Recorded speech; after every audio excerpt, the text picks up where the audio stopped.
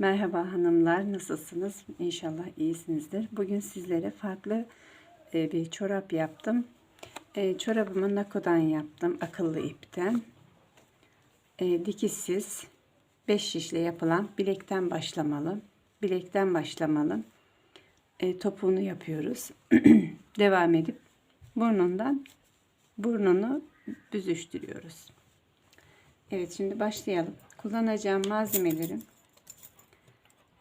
5 şişim, 3 numara 5 şişim, 3 numara misinalı şişim var. Kullanacağım ipim Nako, akıllı ip. Vega strip yazıyor üzerinde. Başlayalım. İlk önce 60 ilmekle başlıyoruz.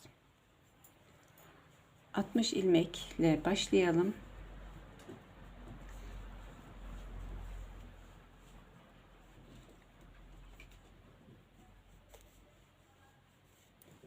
...60 ilmekle başlayacağız. Daha sonra diğer şişlerimizi aktaracağız. Erkek çorabı yaptım ben. 60 ilmekle erkek çorabı oluyor. Eğer bayan çorabı yapmak istiyorsanız da 60 ilmekle değil de 55 ilmek ya da 54 ilmek öyle yapabilirsiniz. Yani ilmeklerini düşüreceksiniz. Hepsi o kadar yani. 2 numara 2 ilmek düşürürsünüz. Daha küçük isterseniz 2 ilmek daha düşürürsünüz. Öyle yaparsınız. Ben erkek çorabı yaptım bunu. Erkekler için 41-42 numaralı ayak için 60 ilmekle başlayalım. Evet, 60 ilmekle başladım. Sayın 60 ilmek olsun. 60 ilmekle başladım. Şimdi 15 ilmek ayrım yapacağız. 1 2 3 4 5 6 7 8 9 10 11 12 13 14 15. Evet. 15 ilmek işledik, ördük. Şimdi diğer şişimizi alıyoruz. Diğer şişimize de 15 ilmek ile öreceğiz. 1 2 3 4 5 6 7 8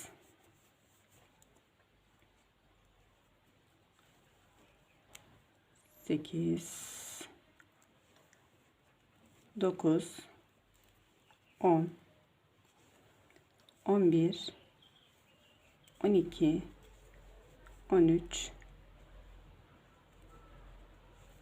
14 15 16 pardon 15. Evet, 15 ilmeğimizi de ördük. Diğer şişimizi elimize alalım. 1 2 3 4 5 6 7 8 9 10 11 12 13 14 15. Evet, 15 ilmek şişlerimizi örüyoruz. Diğer 15 ilmeğimizi de diğer şişimizi öreceğiz. 1 2 3, 4, 5, 6, 7, 8, 9, 10, 11, 12, 13, 14 ve 15. Evet. Erkek çorabı için 15 sayısı ideal oluyor. 60 ilmek. Evet, şimdi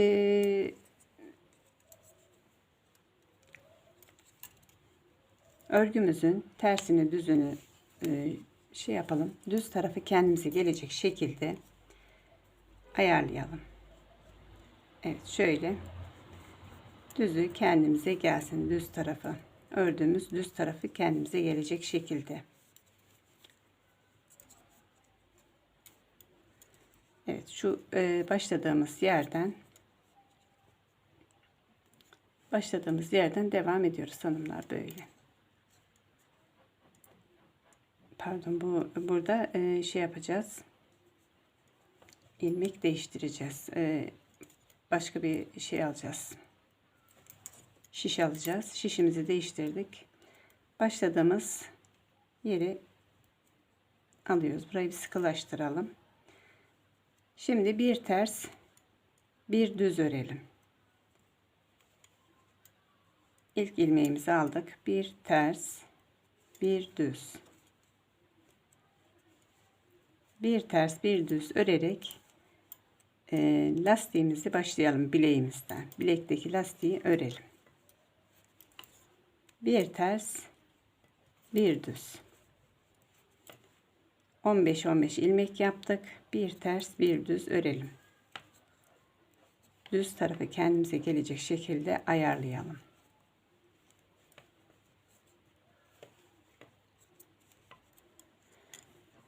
Dilerseniz bayan çorabı da hanım çorabı da yapabilirsiniz. Dilerseniz erkek çorabı da olabilir. Dediğim gibi sadece ilmeklerini azaltacaksınız. Hepsi o kadar. Şimdi ben erkek çorabı yaptım. 15 ilmekli. Yani 15 her şişimde 15 ilmek olmak üzere yaptım. Bayan çorabı yaparsanız 13 ilmek, her şişte 13 ilmek olacak şekilde yaparsanız ideal olur.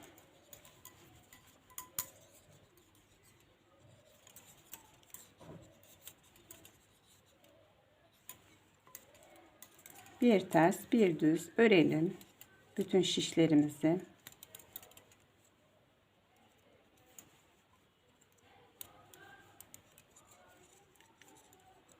Devam ediyoruz böyle bir ters, bir düz örerek. Eğer kanalıma abone değilseniz kanalıma abone olup bildirim zillerini açarsanız videolardan haberdar olursunuz. Yine farklı videolar çekeceğim. Farklı desenlerde ya da farklı modellerde patik ya çorap veya çorap çekeceğim. Abone olursanız, bildirim zilini açarsanız haberdar olursunuz. Bu arada takipçilerime teşekkür ediyorum. İyi ki varsınız.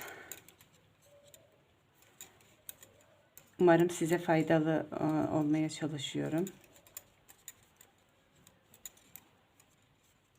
Evet, bir ters, bir düz. Son şişimizi de bir ters, bir düz örelim. Böyle devam edeceğiz. Bir ters, bir düz örerek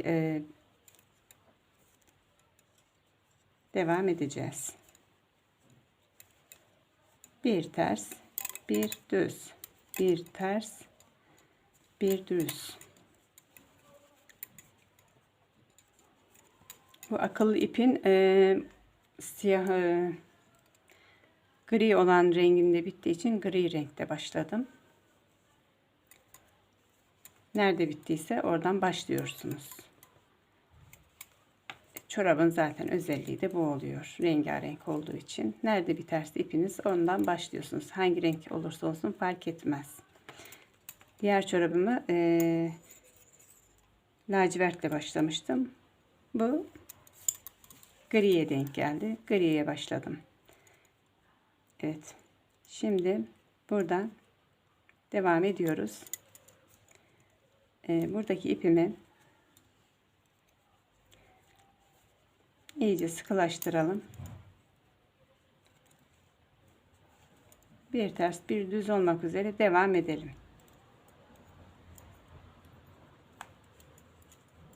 Devam edelim böyle örmeye. 3 parmak genişliğinde örelim. Bir ters bir doğru olarak 3 parmak genişliğinde örelim. Evet hanımlar, lastiğimizi ördük. 3 parmak kalınlığında, şöyle ölçersek 3 parmak genişliğinde örelim. Şimdi modelimize geçiyoruz. Modelimizi de 2 düz bir ters, 2 düz bir ters, 2 düz bir ters, böyle devam ediyoruz. 2 düz bir ters örerek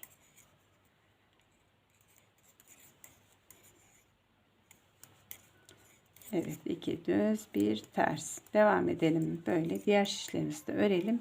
Onu da 3 parmak genişliğinde, bu modelimizde 3 parmak genişliğinde örerek topuğumuza başlayacağız. 3 parmak ördüm.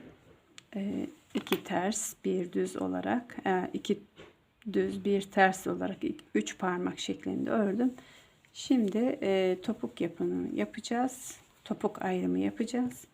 Topuk ayrımı yapmak için de ilk başladığımız ipimiz buradaydı. Buradaydı. Böyle başlıyoruz. Evet, burayı düz örelim. Düz örelim böyle.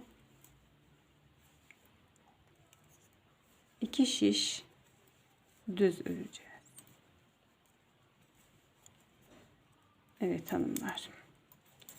Topuğumuz farklı olsun diye topuk ve tabanını düz öreceğiz. Modelli yapmayacağız. Yani 2 ters, 2 düz, bir ters yapmayacağız. Bakın böyle yapmıştım. Şimdi topuğunu yapacağız.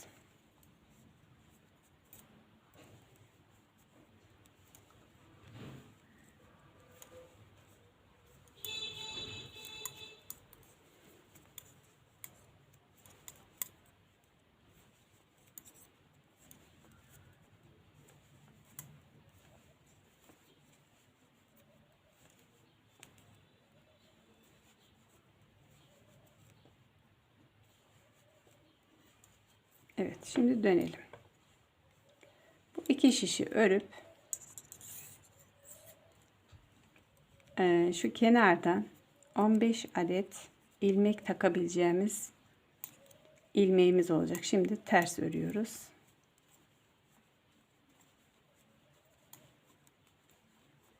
Ters örelim. Şimdi de tam siyah rengi denk geldi ama size o ilmekleri nasıl gösterebileceğim renkten dolayı bilmiyorum. Evet, ters örüyorum.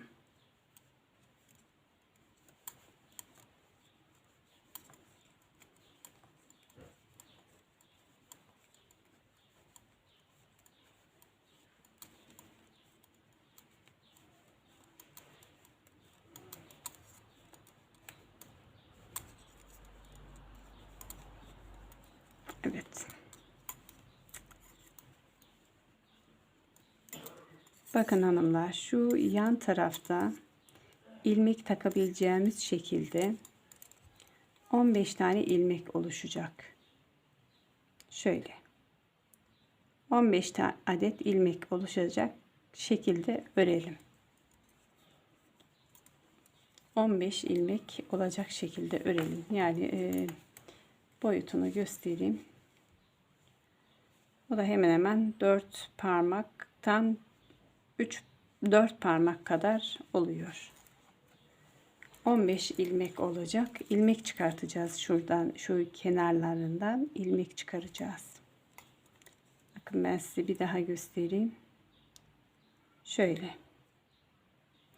ilmek çıkaracağımız şekilde örelim. İki şişimizi düz bir şekilde örelim.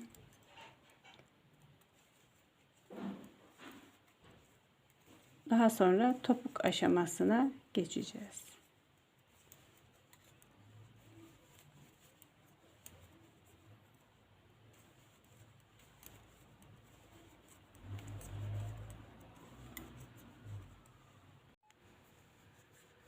Evet. Topumuzu yapmak için öyle iki şiş sıramızı ördük. Çorabımızın burasını yapıyoruz hanımlar. Şimdi buradan topuk yapacağız. Topuk azaltma işlemi yapacağız. Şimdi 15 ilmek daha örün. Örgünüzün 15 ilmek örün. Arasına başladığım ipin ucunu bırakıyorum. Şey olması için, belirli olması için. Şimdi 15 ilmek burada var. 15 ilmek de bu tarafta var. 1 2 ilmeğimizi örüyoruz. 2 ilmeğimizi birlikte alıyoruz. Ördük. Bir ilmek daha ördüm ve dönüyorum. İlk ilmeğimi takıyorum. Örmedim. İkinciyi ördüm. 1 2 3. Şimdi bu ilmek, bu ipimizin diğer tarafına geçiyoruz. 1 2 ilmeğimizi ördük. 1 ve yanındaki bir daha 2 ilmeğimizi aldık. Birlikte ördük ve bir ilmek daha ördük, dönüyoruz. İlk ilmeğimizi takıyoruz. İkincisini ördük. 1 2 3 4 5 6 7. Son ilmeğimizi aldık, ördük ve ikisini, son ilmeğimizi, kesilen son ilmeğimizi birlikte alıp yanındaki ilmeğimizle birlikte alıp kesiyoruz ve bir ilmek daha örüyoruz. Dönelim. İlk ilmeğimizi takalım. 2 3 4 5 6 7 8. Evet, son bu kestiğimiz en son kalan ilmeğimizi, yanındaki ilmeği de birlikte alıp birlikte örelim. Azaltma işlemini böyle devam edeceğiz. Birlikte örelim ve şurada bir ilmek daha örelim ve dönelim.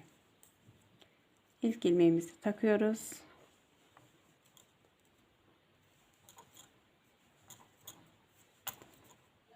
Düzü düz, tersi ters bir şekilde örelim.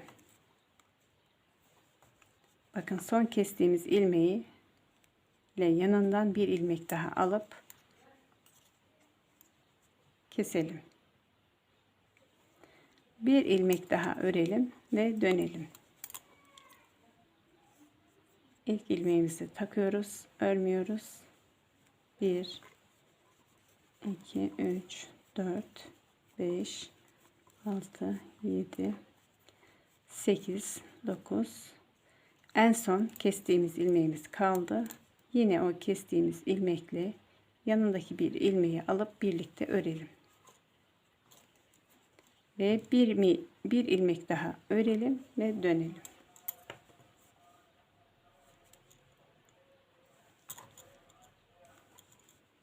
Bir daha göstereyim hanımlar.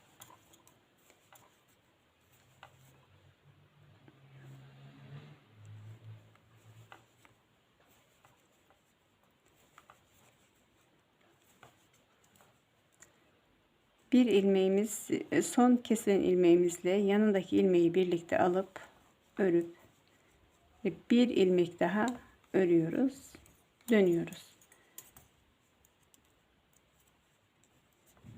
Böylece bu kenarlardaki ilmekleri bitirelim. ilmeklerim, kenardaki ilmeklerim kalana kadar bitirdim. Şimdi 1, 2, 3, 4, 5, 6, 7, 8. Yarı yarıya ilmeklerimi alıyorum. Şimdi 8 ilmek bu tarafta olacak. 3, 6, pardon 9 ilmek. 3, 6, 9 ilmek bu tarafta. Başka bir şişe elimize alalım. 1, 2, 3, 4, 5, 6, 7, 8, 9. 9 ilmek de bu tarafta olmak üzere böyle ikiye ayıralım. Şimdi bu yan taraftan ilmek çıkartacağız hanımlar. Gördüğünüz gibi şu V şeklinde olan ilmeklerden ilmek çıkarıyoruz. 15 adet çıkaracağız. 1, 2, 3, 15 ilmek çıkaracağız. 3 oldu. 4, 5, 6, 7, 8, 9, 10, 11, 12, 13, 14 ve 15. Evet. 15 ilmek çıkaracağız. Şuradan bir yan taraftan şu ilmeğimizin yan tarafından da bir ilmek arttıracağız. Şöyle artırım yapacağız. Bir ilmek daha çıkartalım ve örelim. Evet, şimdi örmeye devam edelim. Şimdi bu yan tarafa geçiyoruz. Yan tarafa geçtik. Diğer ilmeğimizi. Burası biliyorsunuz modelli olduğu için 2 düz, 1 ters. 2 düz, 1 ters.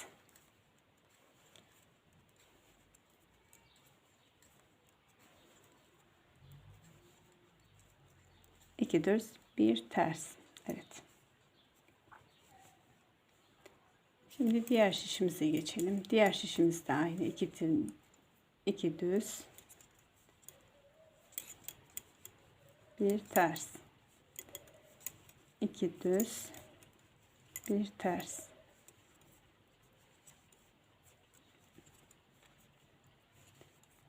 İki düz, bir ters olarak örelim burayı da.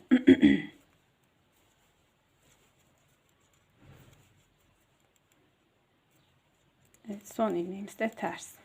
Şimdi buradan bir ilmek çıkartacağız yine. Şuradan bir ilmek daha çıkaralım. Yan taraftan ya da buradan bir ilmek çıkaralım. Fazladan olacak şekilde bunu bir örelim. Ördük. Evet, şimdi yan taraftan ilmek çıkaracağız.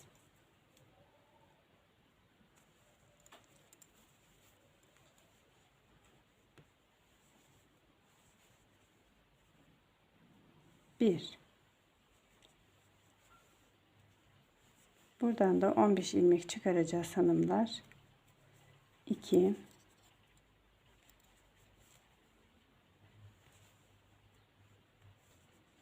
şu diğer şişimi alacağım çünkü burada biraz zorlandım. 1, 2, 3,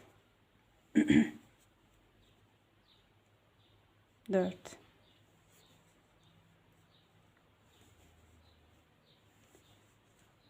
5, 6, 7, 8, 9, 10, 11, 12,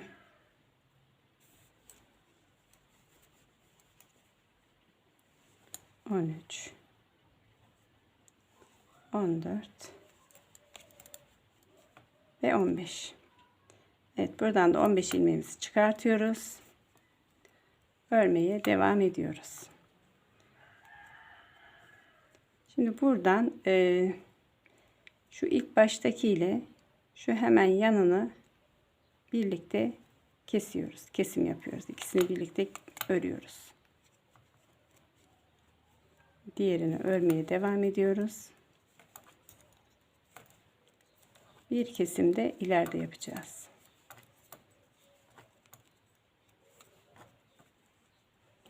Evet hanımlar.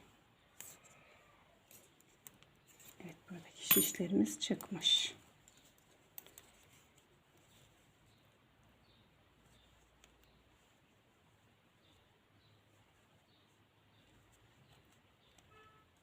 Buradaki çıkarttıklarımız çıkmış. Onu da taka verelim.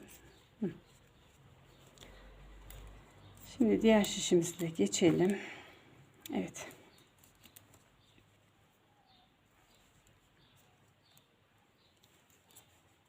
Örelim.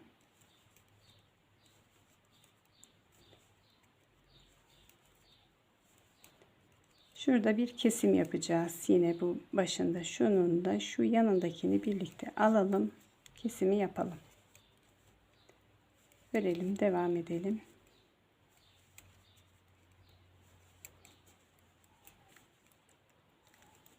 Burası 15 adet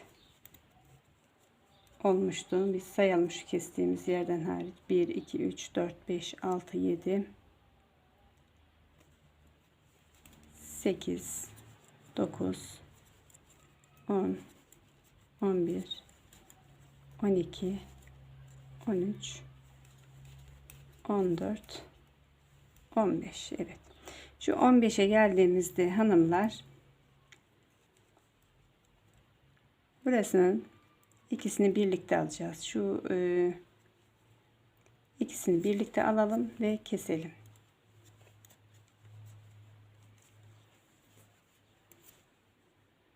Buradan azaltma işlemi yapacağız. Şu azaltma işlemleri yapılacak burayı. Bir tanesini keselim.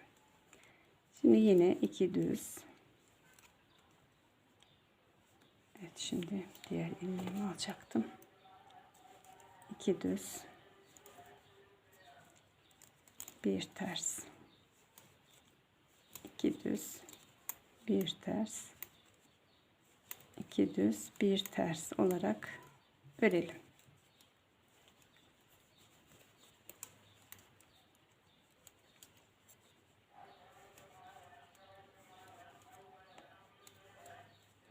Evet. Şimdi diğer şişimizi de geçelim.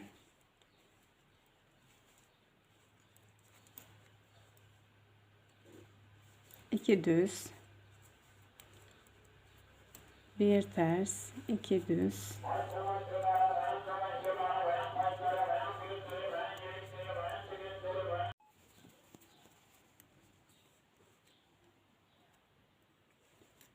iki de düz yapalım şöyle.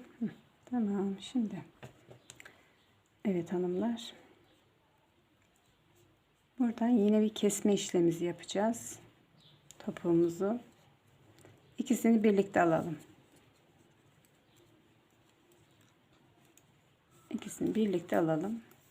Bir keresinde keseceğiz. Bir dolu, bir boş şekilde yapacağız.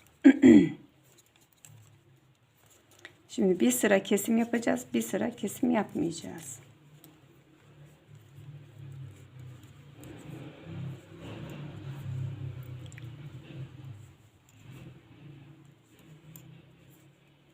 O şekilde devam edeceğiz hanımlar.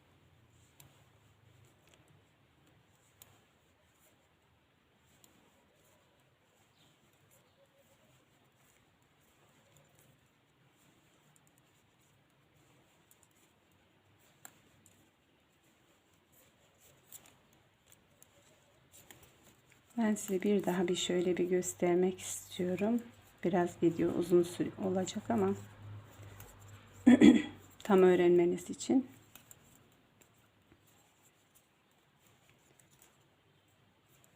Kanalıma abone olup bildirim zillerini açık tutarsanız videolarımdan haberdar olursunuz. Beğeni ve yorum yaparak destekli olursanız sevinirim.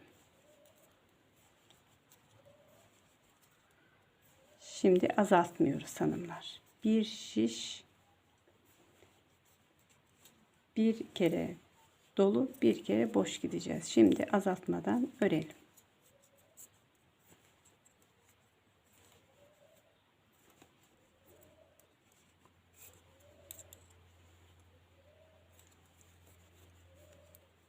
Modelli yerimize geldik miydi? Modelimizi yapıyoruz. 2 düz, bir ters yapıyoruz.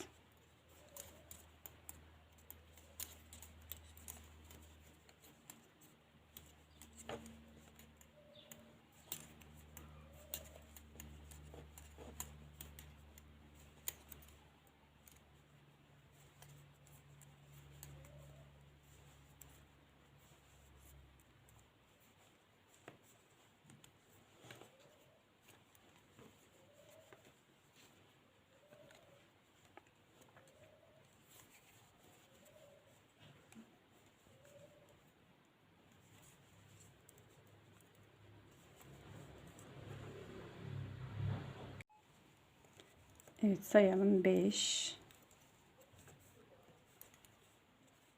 6 7 8 9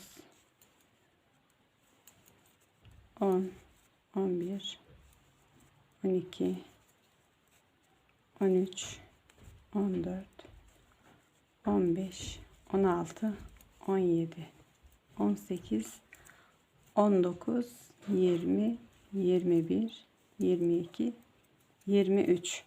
Evet, bu şişimizde 23, bu diğer şişimizde de 23 tane ilmeğimiz olacak. Bir keresinde azaltıyoruz, bir dolanmamızda da azaltmıyoruz.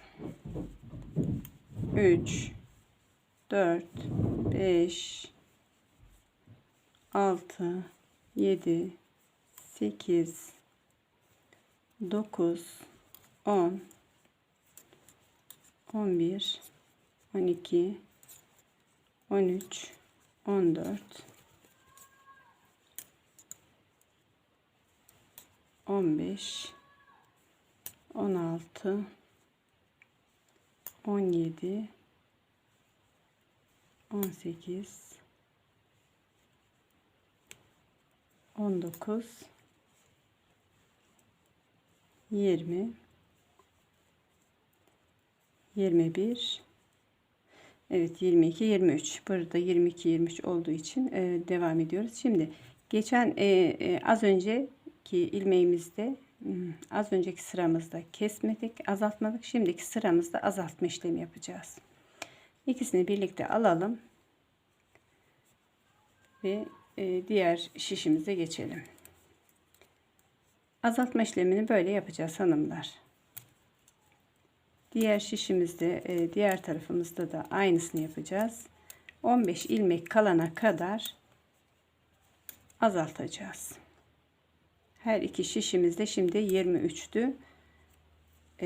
Bir tane azalttım buradan, 22'ye düştü. 22'ye düşen, yani 15 ilmek kalana kadar azaltacağız. Bir sıra kesiyoruz. Bir sıra kesmeden, azaltma işimi yapmadan devam ediyoruz örgümüze.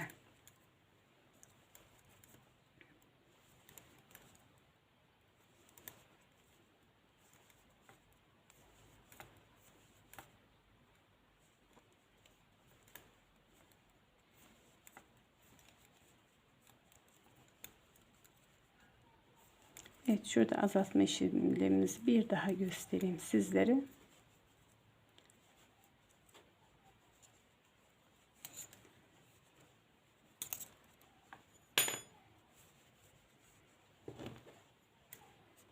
Şu iki ilmeğimizi birlikte alıyoruz.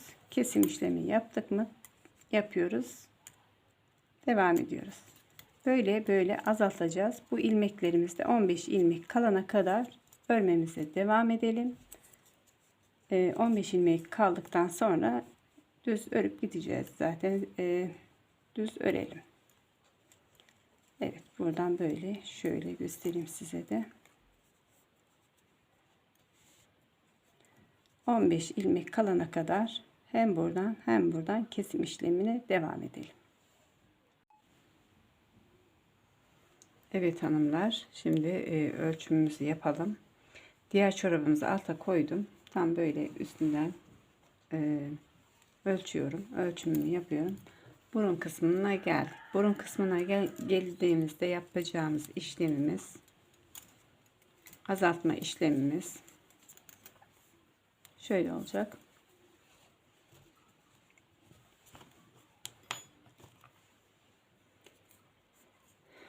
Evet. Şimdi buradan bir ilmeğimizi örüyoruz. 2 ilmeğimizi birlikte örüyoruz.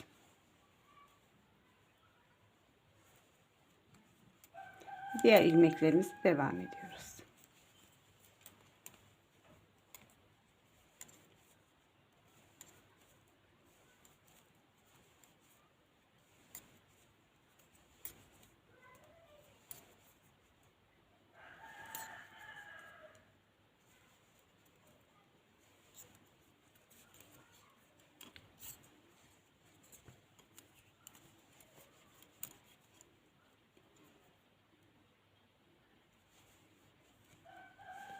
İki taraflı keseceğiz. Bir keresinde keseceğiz. Bir sırada, ikinci sırada kesmeyeceğiz. Bir sırada keselim, bir sırada kesmeyelim. Azaltma işlemini öyle yapacağız. Şimdi yine bakın.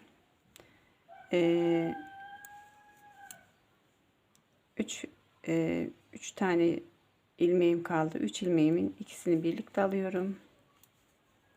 Birini düz örüyorum. Diğer şişime geçiyorum. Yine bakın bu yanlardan, şu yanlardan azaltma işlemimizi yapıyoruz. Çorabımızın şu burun kısmını azaltacağız. Her iki yanlardan da azaltarak çorabımızı bitireceğiz. Şekillendirip bitireceğiz. Şimdi bu diğer şişimize geçiyoruz.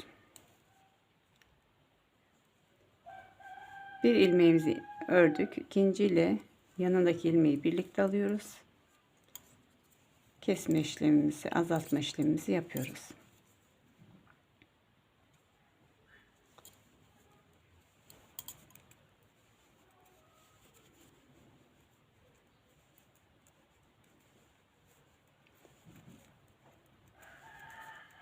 Bundan sonra hep düz örmeye gayret edelim. Hep düz öreceğiz. Artık buradaki 2 düz bir ters ördüğümüz yerde 2 ters bir düz örmüştük üzerine. Şimdi burayı da düz örelim. Artık burun kısmına geçtiğimiz için burun kısmını düz örüyoruz.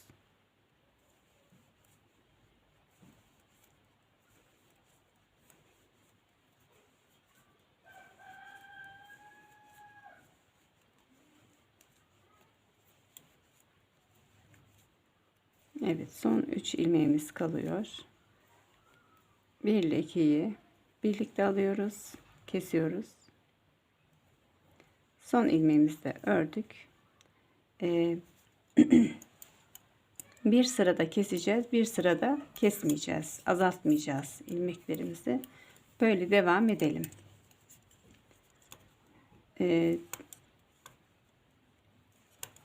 Her sırada 12 ilmek kalana kadar devam edelim. 12 ilmek kalacak. 12 ilmek kalana kadar devam edelim.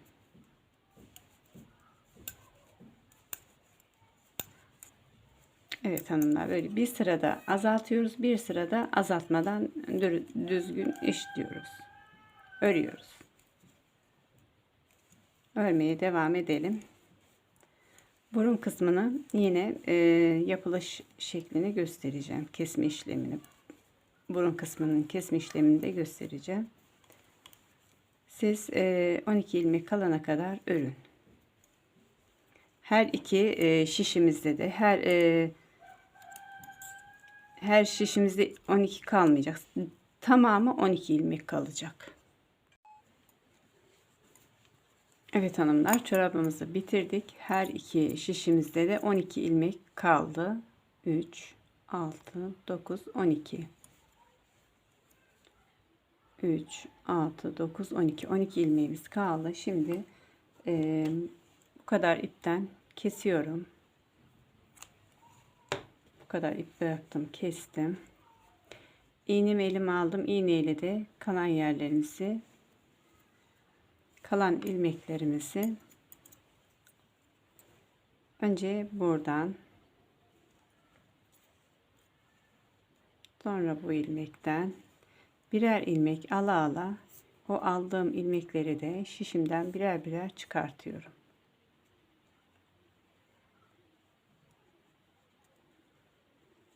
Evet, bir ilmek buradan,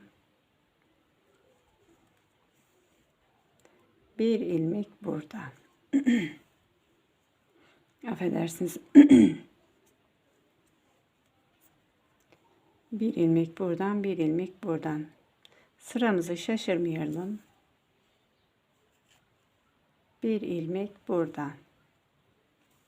Diğer şişimizden bir ilmek bu taraftaki şişimizden alalım.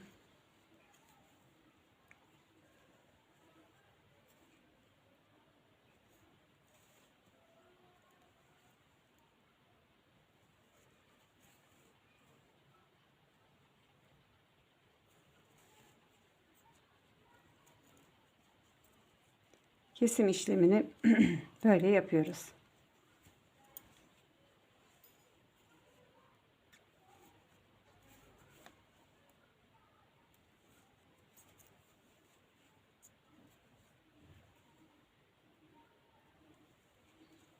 İlmeğimizi bakın takalım.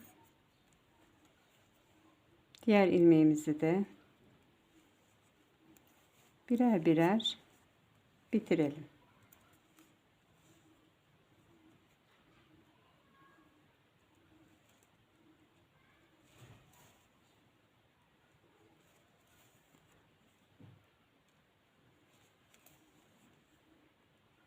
On iki ilmeğimizi de böyle iğne ile takarak ipi içinden geçirerek bitiriyoruz.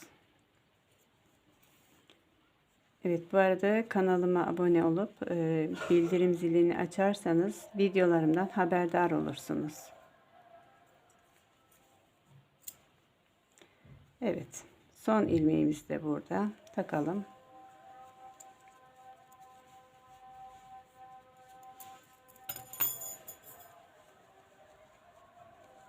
Bakın hanımlar, çorabımızı şöyle bir çevirelim. Çevirdikten sonra iğnemizi alalım tekrardan. Her iç kısmından da böyle ilmeklerimizin içinden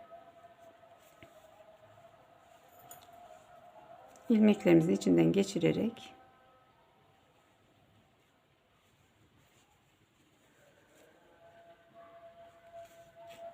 daha da sağlamlaştıralım. Ben çorabımı böyle yaptım. Yani bu kesimi daha pratik buluyorum. Eğer farklı denemek isterseniz bilmiyorum ama böyle daha iyi oluyor. Evet. Çorabımızın uç kısmını da böylelikle bitiriyoruz. Sağlamlaştıralım ve ipimizi keselim.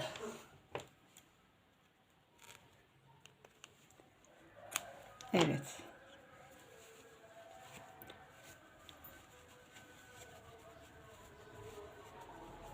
Bakın çorabımızın ucu gayet Hoş durdu.